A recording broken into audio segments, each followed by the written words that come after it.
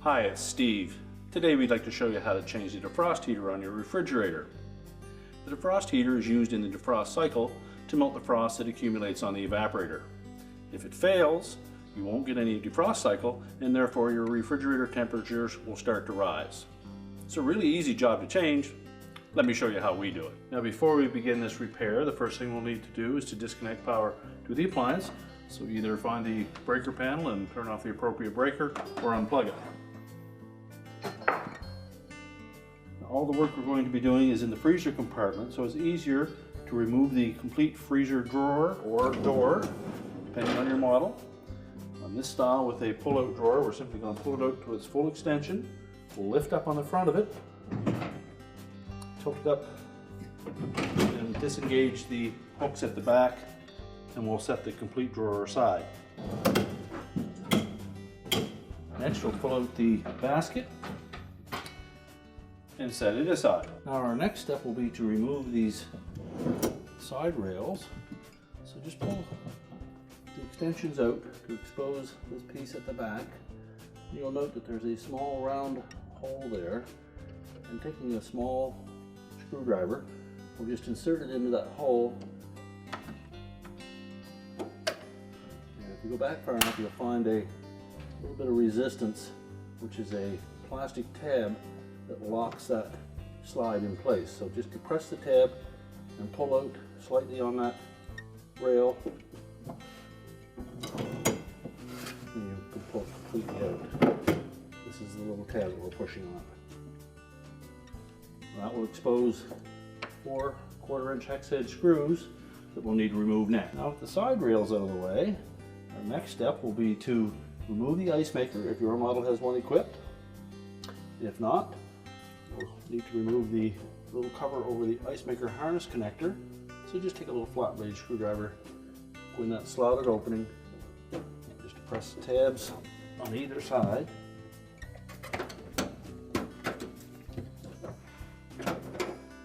Tilt it out and remove it. We'll also need to remove the rear air grill. There's a little plastic tab just in the center here. We'll just lift up on that. And then we can pop that cover off and set it aside. Now we'll remove the 4 screws in the corner that secure the evaporator cover.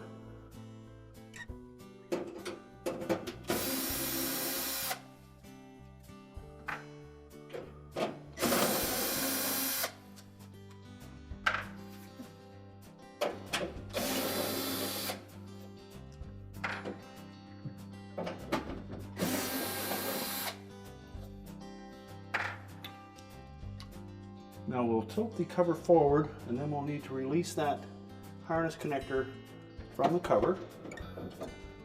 So just tilt it out at the top first.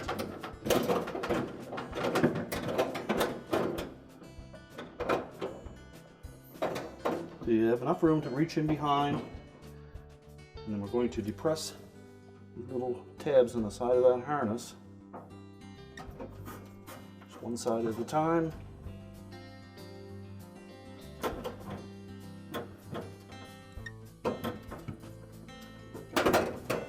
And then you can pop that harness off from the back. You can now lower that cover down and slide it out.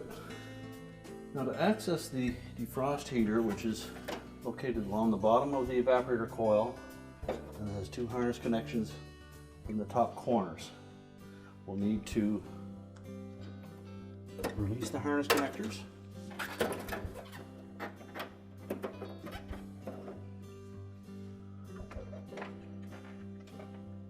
Just depress the locking tabs and pull them away. Now you'll note that the heater is tucked in behind the tubing of that evaporator. What we'll need to do is to pull the evaporator forward enough that we can slide the heater out from the bottom. Now to do that, we'll have to release the two side brackets. They're held in place with 1/4 inch screw on either one. So just remove the screws.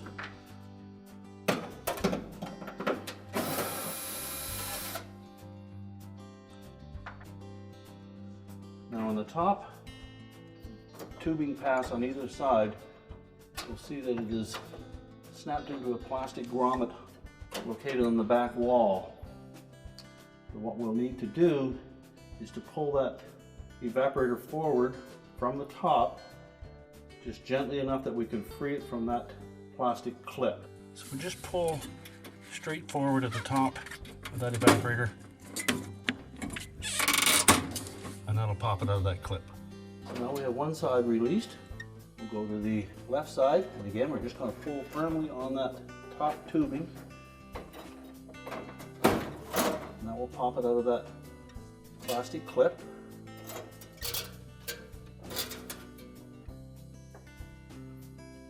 Now we'll need to lift that evaporator up just enough to clear the bottom of the drain pan.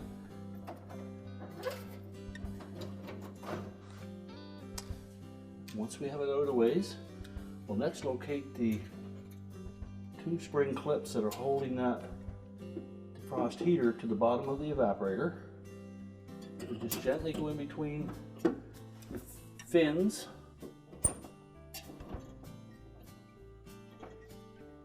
And use caution not to damage the tubing.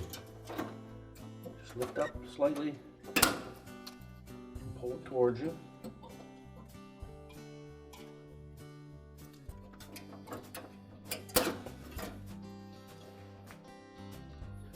Do the same on the opposite side.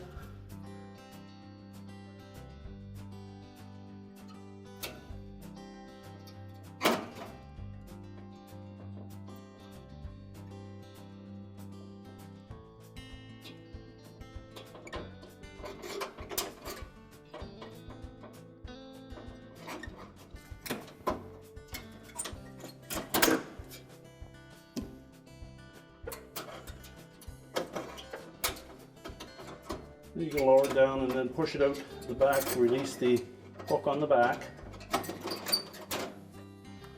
Do the same on both sides.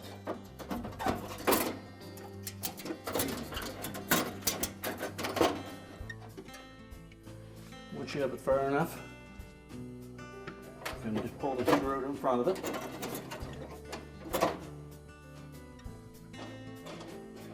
Now the right hand side will need to bend that tubing just slightly at the top.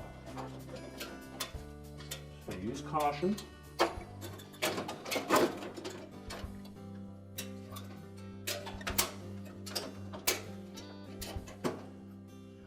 Then before you pull the heater out, take note of how it will fit in between the turns of the evaporator tubing, and on the left side it goes up through the middle of one.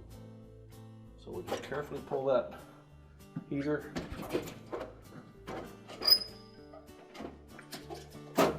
just down far enough until the harness comes short. Now with the element down just a little bit, you have two options. You can either pull these end caps off the end of the evaporator, which is a bit tricky, particularly on this right hand side, or you can disconnect the harness connector from that bracket. So either using a pair of needle nose pliers or a small flat blade screwdriver, we'll just release the two tabs and hold that harness connector in place. So support the end cap,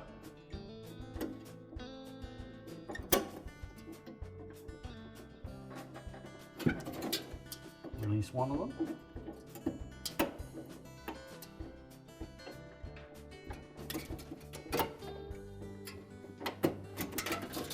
and then the other, and then you can pull it through. You'll note that they're diagonally opposite each other.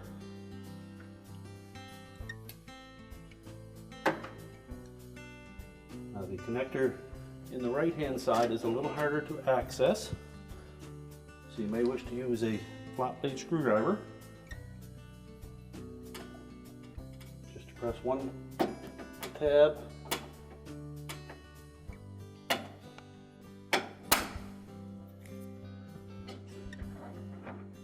that's released,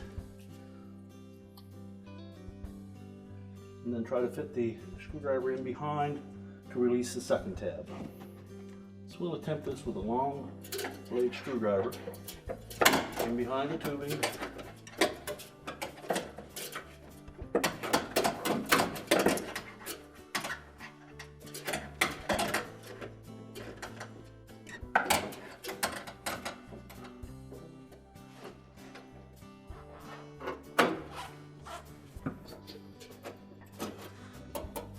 And just push on that tab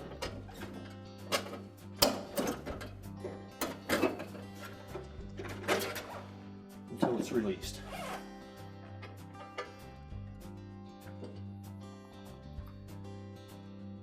Now we can carefully slide that element out the bottom.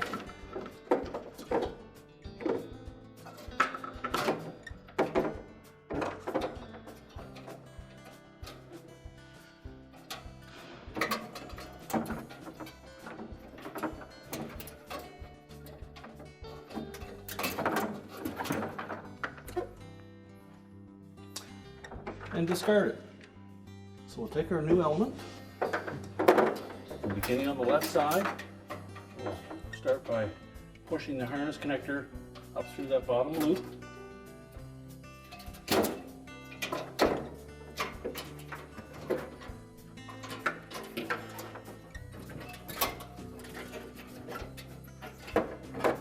And then just start the element into that position.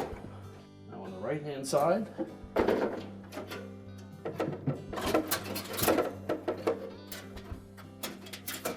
make sure that we guide that element in between the rows of tubing.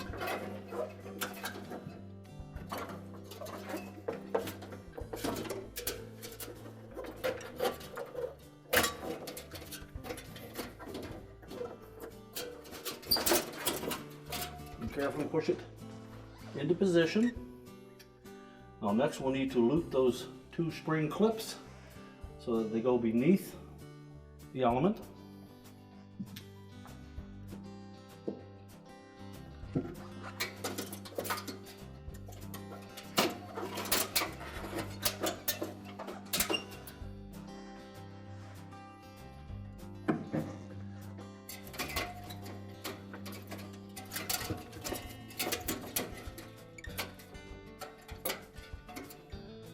And then just look through to the back of the evaporator to make sure that that spring clip is still engaged on the tubing.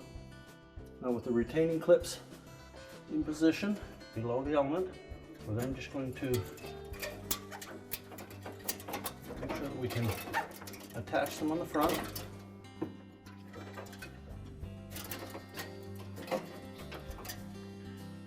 Now with the clip pulled below the element, then just take the needle nose pliers and just grasp the very end of it. Make sure we have a firm grip on it.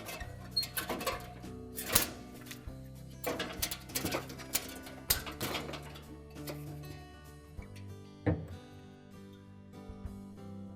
then we'll pull it up onto the tubing.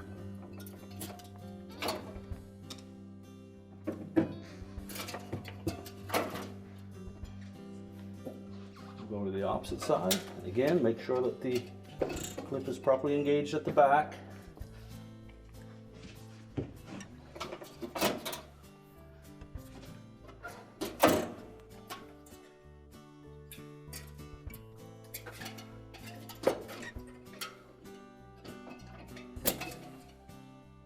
Then clip it into place.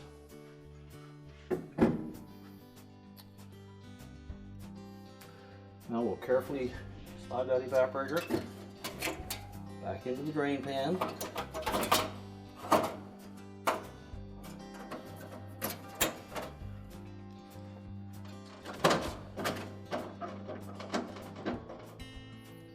Now we want to line up that top row of tubing at the back with the two plastic clips on either side, and then press it back into place.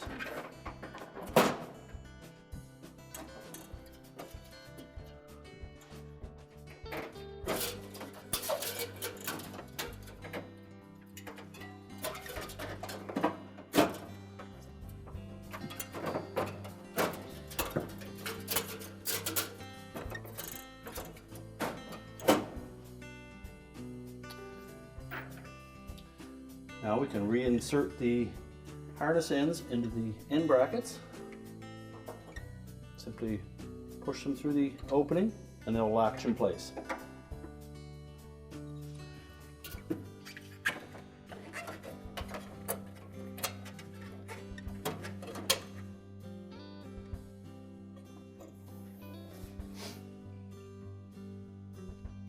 Now before we reinstall the harness ends, just take note of the end of them, and you'll note that there is a small rib on one side, and it will line up in the larger opening at the back of that mounting bracket. It's designed so that it won't fit where there's a little metal tab. So one end will have a little rib, and diagonally opposite will be open. In that open section we want to put where the metal tab is on that end bracket.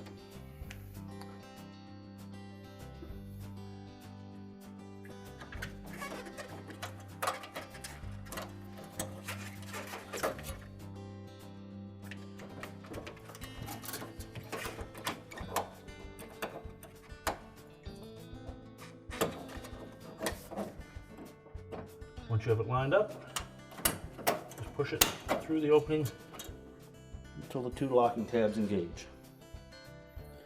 We'll do the same on the opposite side. Locate where the little metal tang is, and line up the harness connector appropriately.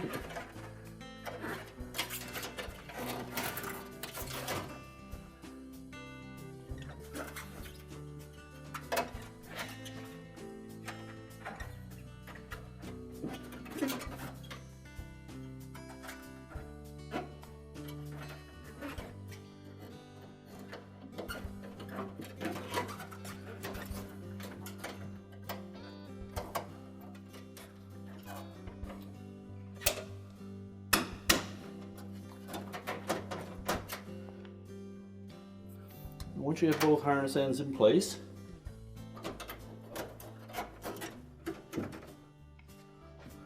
you can make sure that those end brackets will push back and line up with the screw holes.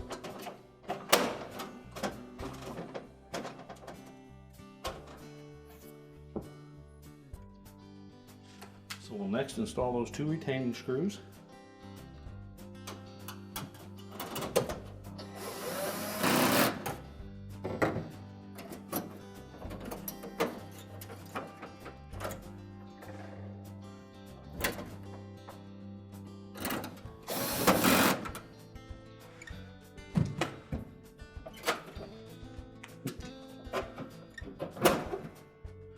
Make sure the drain pan is pushed back into place and that these two little tabs on the end of that drain pan go in behind this rib on the liner, and that will hold that in place.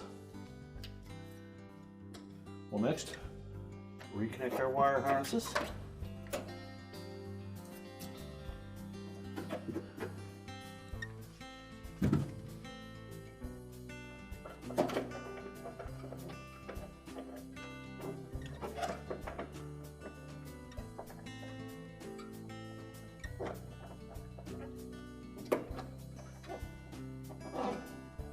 You make sure the locking tabs engage.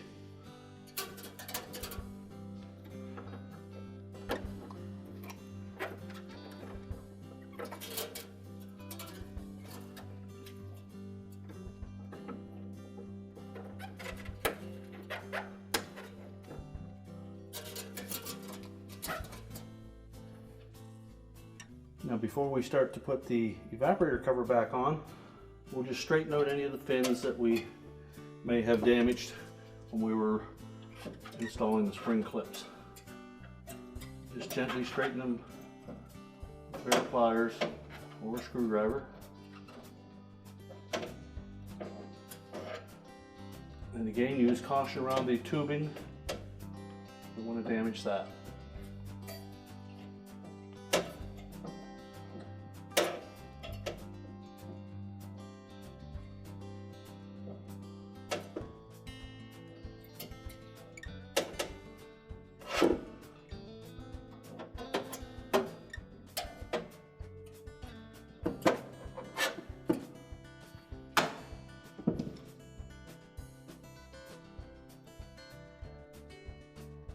So now we're ready to put the evaporator cover back on.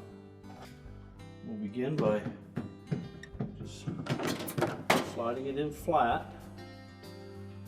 And we'll need to line up the ice maker harness. And again, like the harness connectors for the heater, look carefully at it, there is a rib by the end of one pin. We need to make sure that it does not line up with that metal tab in the opening.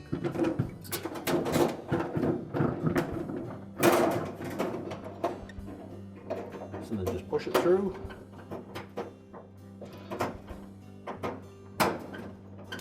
Until the tabs engage. And make sure it's flush across the bottom.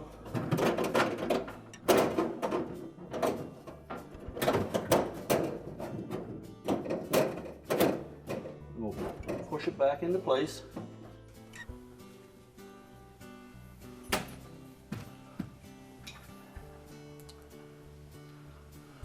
So we'll start with the bottom screws.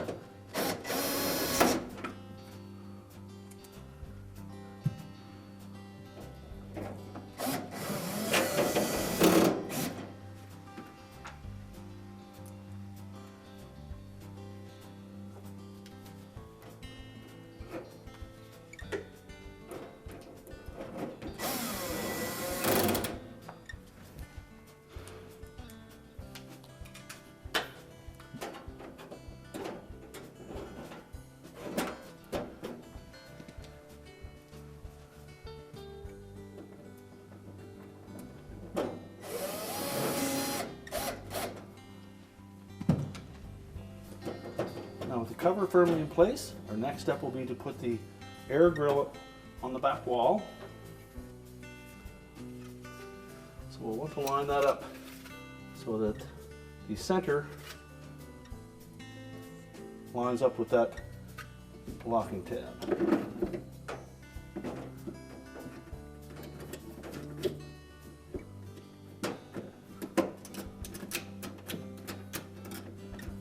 That snap firmly into place.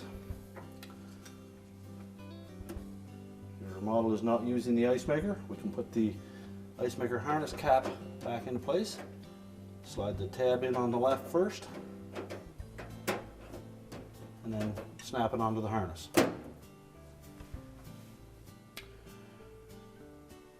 And now we're ready to put the side rails back in. So we'll pick out the proper side rails, we'll set them into place.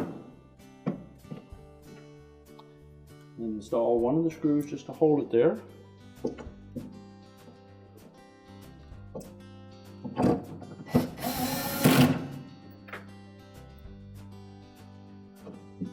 And make sure the back end's lined up.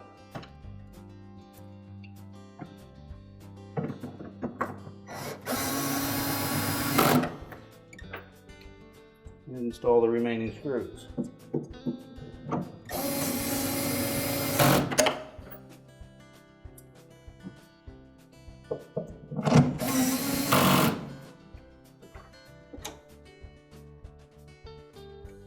Do the same on the right hand side.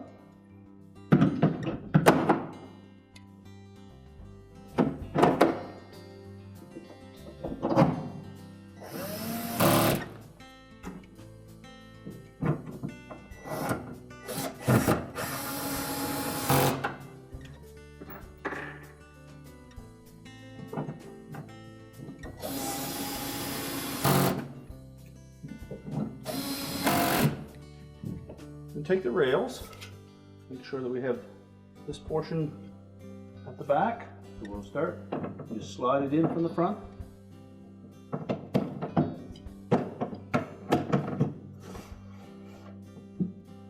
And make sure you push it all the way back until it locks in place. Do the same on the opposite side.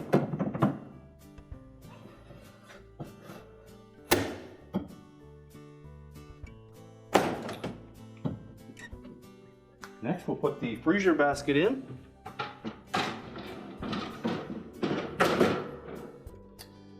And then we're ready to put the drawer back in. pull the drawer extensions all the way out. We want to make sure that we engage the hook in the very back of that rail into these slotted openings on the slides. So put it in an inclined position.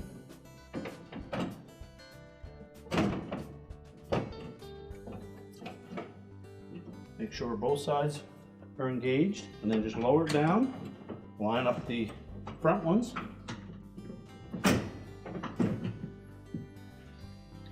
Make sure they're both in place, and then we can close it up. Our repair is complete.